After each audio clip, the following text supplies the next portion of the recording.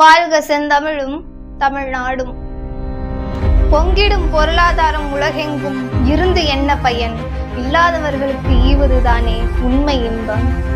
சுதந்திரம் கிடைத்து பல ஆண்டுகள் ஆகிவிட்டது. ஆனால் இன்றும் பல உயிர்கள் அடிமையாகத்தான் வாழ்கின்றது.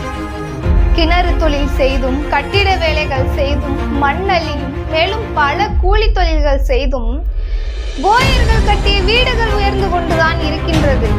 ஆனால் போயர்களின் வாழ்க்கை தரமும் வாழ்வாதாரமும் என்றுதான் மாறுவது.